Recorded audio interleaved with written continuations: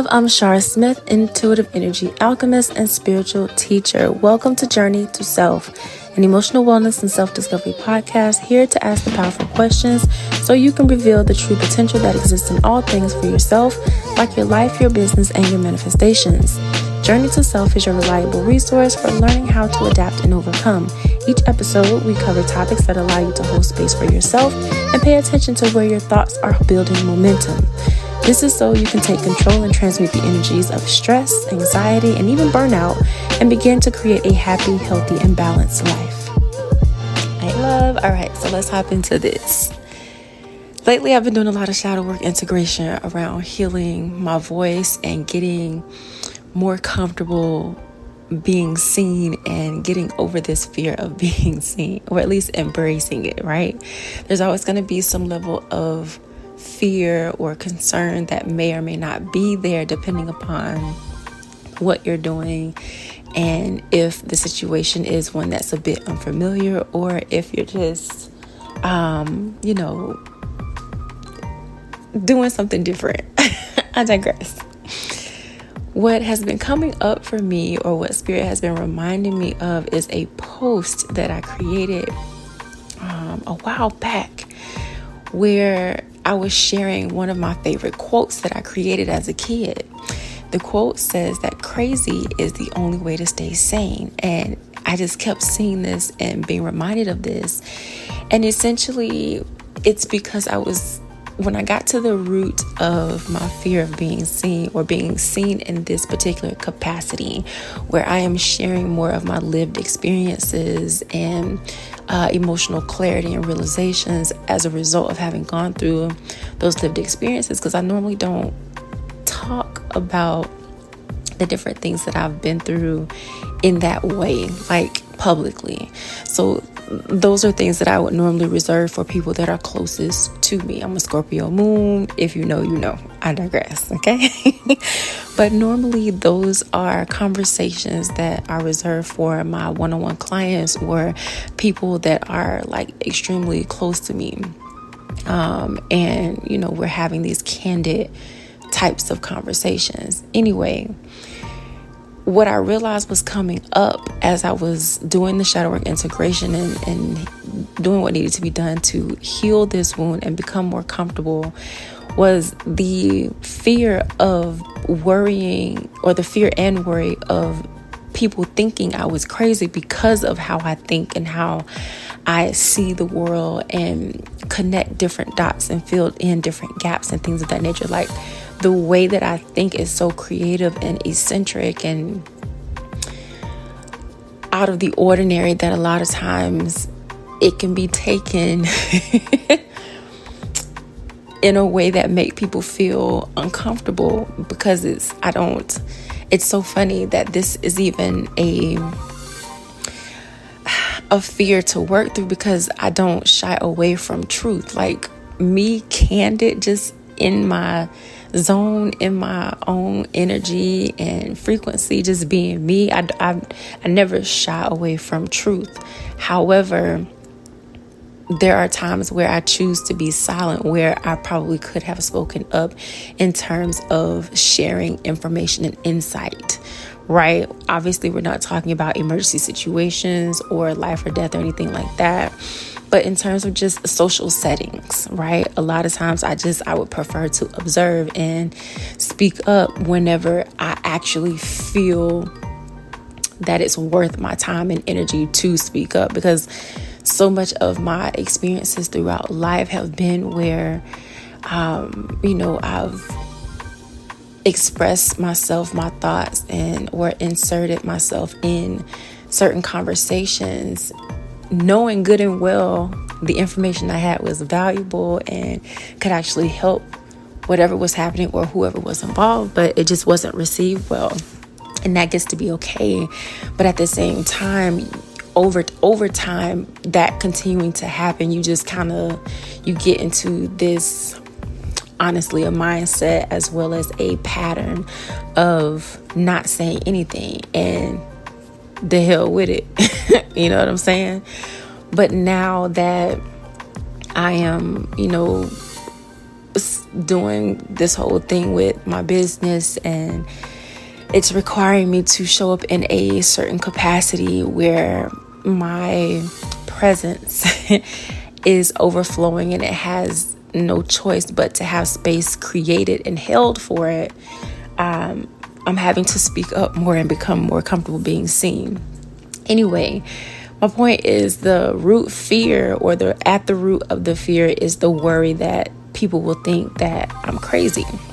And so with Spirit reminding me of the quote that I used to say and that I created as a kid, that crazy is the only way to stay sane, because people would tell me that all the time, oh, you crazy, right? And that would be my response as a way to protect myself and kind of keep my wits about me.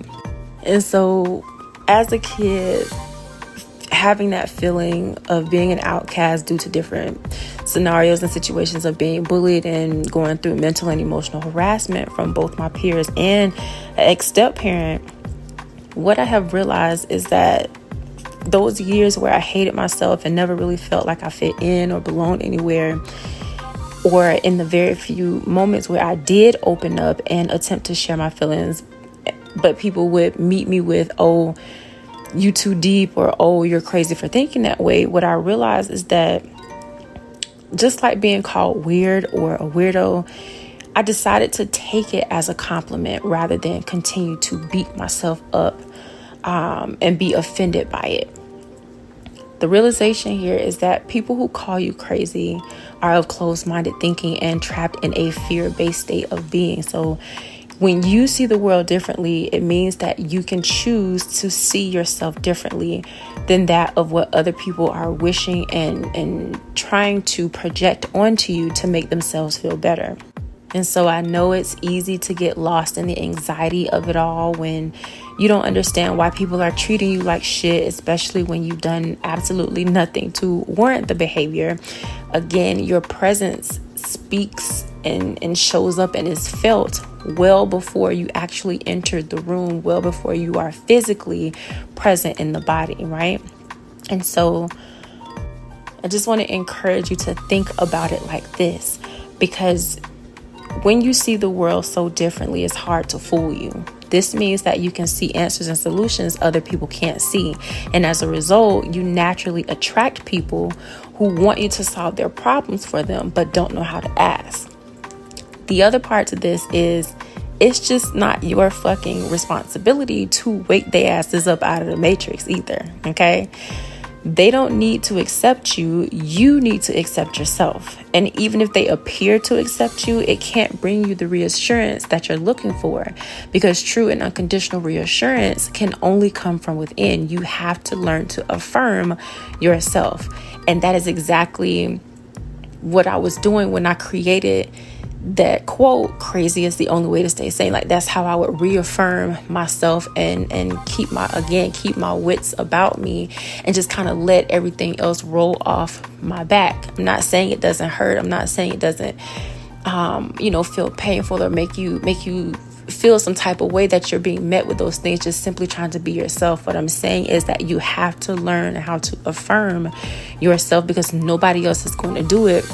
And nobody else is going to admit, at least 90% of the time, they're not going to admit that they admire that about you or admire your way of thinking or your way of being, because they're still stuck in trying to figure it out for themselves. And essentially, when you have that type of conviction about yourself, you're reminding them of what they lack. And so it's hard for them to process, digest, and cope with.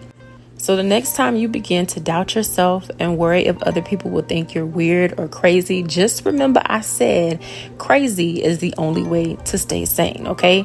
And that your ability to see the truth behind the constant veils of illusion society tries to force on us means that you yourself are awake and you're able to bust out of the matrix, okay? Whatever form or style it's being presented and projected onto you in, okay? So fucking be crazy and enjoy your life. You always deserve to be happy and feel safe being your crazy ass phenomenal self anyway.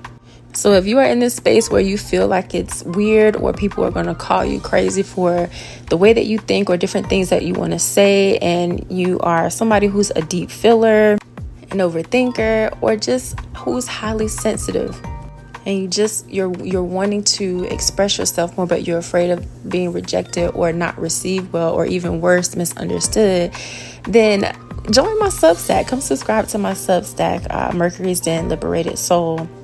This is where I created a space for emotional clarity and unfiltered, liberated self-discovery for people like us, deep feelers, overthinkers, and highly sensitive women who are learning how to unapologetically live out loud and reclaim their peace. This is essentially where the depth you're always feeling, the thoughts you've never been able to turn off, and the sensitivity you've been told is too much finally gets to breathe.